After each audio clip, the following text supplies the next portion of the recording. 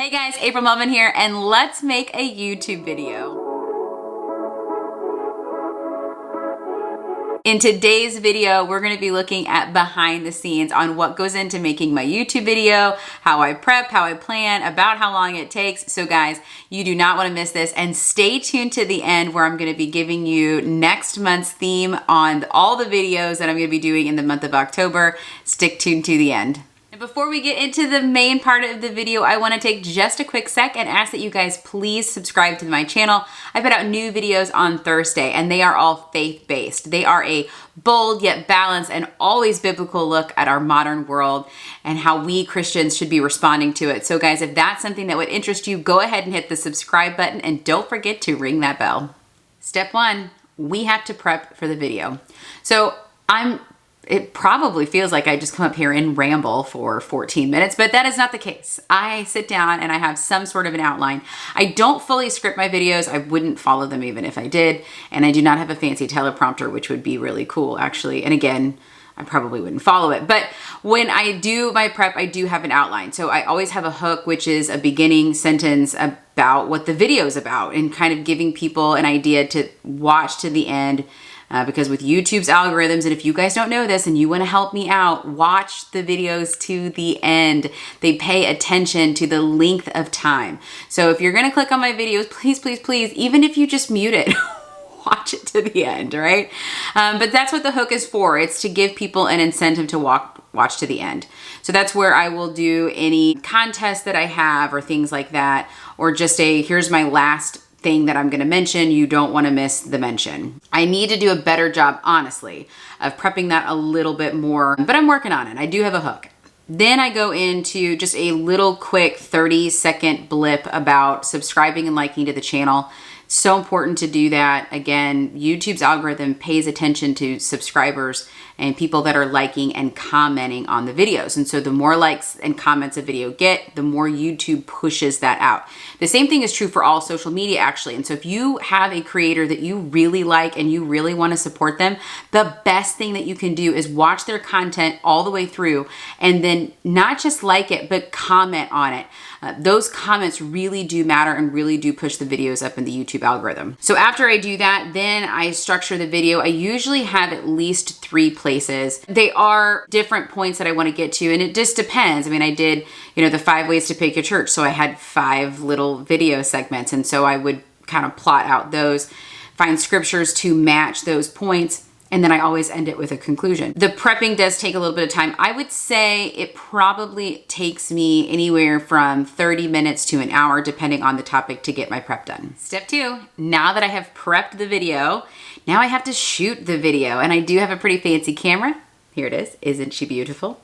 That's what I do all of my videos on. So this was a camera that was highly recommended by a few of the creators that I follow.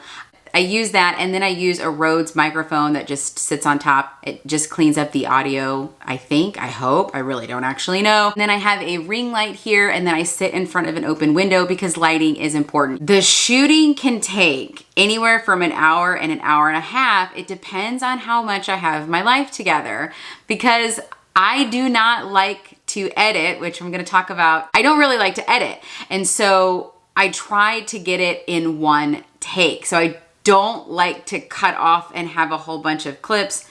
It's hard to keep track of them, and I'm not really good at that. So it is a one take. I have to hit all of my videos in a single take. I have begun to take some of the ums out because they have been very distracting, and I feel confident enough to do that part of the editing. But by and large, when I sit down, it is a one take wonder. So I got to hit it in one shot, which means it takes me sometimes several tries to get the clip that I want. So now I have all my clips. Now I have to take them from the memory card and I have to put them on the iPad, but videos are big. And so I don't have enough room to just store them on my iPad. So I have to have an external hard drive. So I've got this, I'm gonna try to show this to you.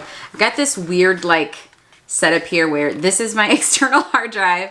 This is the hub which connects everything together. This is my memory reader.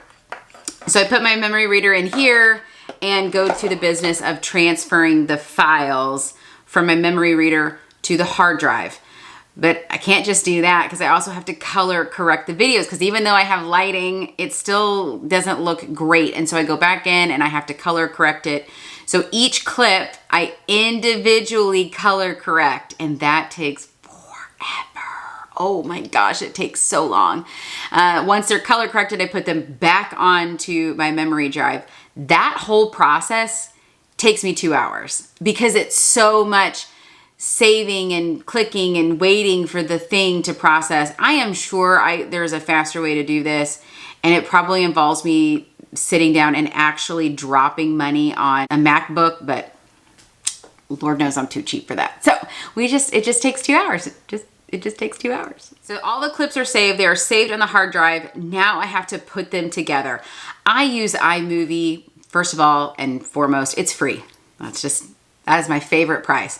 Second of all, it is pretty easy to use. Now, I know that there's some people that swear by Photoshop and all of these other fancy video editors, and I get it. Like, I'm sure they make great videos. I'm not tech savvy. I am not tech savvy. And so iMovie works great. It's very easy to use. It is not intuitive though. And so I had to watch some videos on how to actually use iMovie.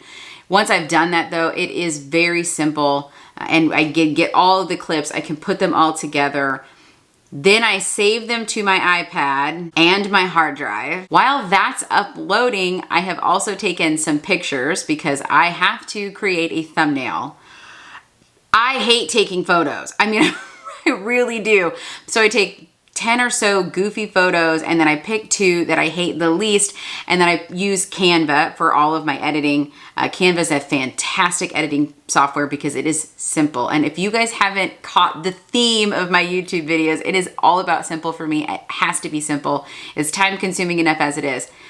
The editing part actually doesn't take too long. I can edit a video in about 30 minutes. The longest part of the editing process is just getting the videos color corrected and ready to be used. But once I'm in the iMovie system, it's actually pretty simple to do the editing and cutting. And then uploading to YouTube is also a long period. I gotta set it and like walk away because that's gonna take usually 30 minutes to get that uploaded as well. Well, now that it's uploaded on YouTube, I'm not done. I still have work to do. I can't just walk away because now I got to work on the optimization part. And guys, this is the part that I'm still learning. I'm still learning all of it really, but this is the part that I'm in the trenches learning. I use a Chrome extension called Tubebuddy. It is something that I pay for. It's a paid for service.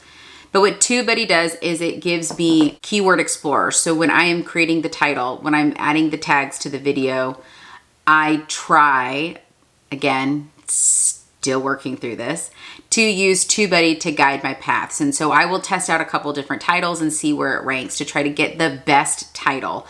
Now that doesn't always work. The last title scored great. I mean, it was fantastic and I didn't get very many views. So I don't know if I just picked a topic that nobody cares about or the timing wasn't, who knows. Tubebuddy has been and will continue to be pretty helpful in optimizing my videos so that they are pushed out by YouTube, because the tags are also key. And so I guess I have conflicting data. Some people say tags are the best thing in the world. Some people are like, tags don't matter. I don't know, but I put tags on there anyway. I also need to work on the description. This is where I know I lose a lot of optimization at the moment. I need to have better descriptions in there. So I'm still working on that. But all of that has to be finalized before I can put the video public. The last step, and this is probably the hardest step for me, and that is in pushing the video out on social media. And I actually really suck at this. I post this on Mighty Mamas, which is our Facebook group. And then I post this on my personal page, and that is it. I don't post it on Instagram. I'm still trying to figure out how best to optimize Instagram. I've been playing with that. So if you've seen me pop up on Instagram, it's because I'm trying to figure it out. I might be able to use TikTok. I'm still figuring that out too, but I really, at the moment, I just post it, and I really just post it like once to the Mighty Mamas group in my personal Facebook page. So I need to be better about that. I do have a Facebook page for the ministry, but I really don't engage on that at all. So I really need to be doing a better job about that. So marketing, that's probably my hardest part. I don't spend very much time on it, and that's actually not good. So it is the shortest step. It is the hardest step for me, and it's probably the one that's the most impactful, really, when you think about it, and I probably should spend some more time there. All right, guys, so that's how I make a YouTube video. I started this in January, and I started it in January because I wanted to put out consistent content, because I knew that I was getting my book ready for marketing, and consistency matters in marketing. And so I thought it would be easier to create a YouTube video weekly than it would be to create a weekly blog. I was not correct. So weekly YouTube videos are definitely harder because I have to set aside the time. So with the blog, I could kind of blog on the go, but I cannot vlog on the go. I can't create these videos on the go.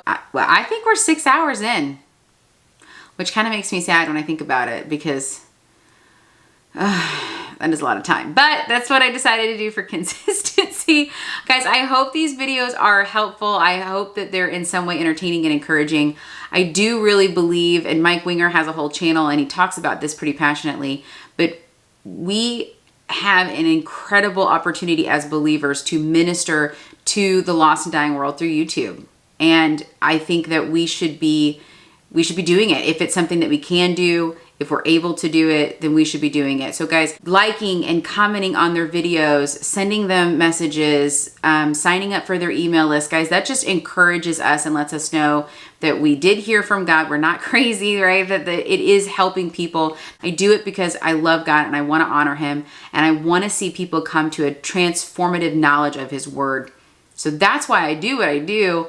So just that encouragement, whenever I get a comment, guys, I actually stew on it for a couple hours. I cry a little bit. It's very moving. So keep doing that, guys. It really does help. I so appreciate that. And I so appreciate you guys. Guys, don't forget to check out Mighty Mamas. That is the Facebook group. There we do daily devotions.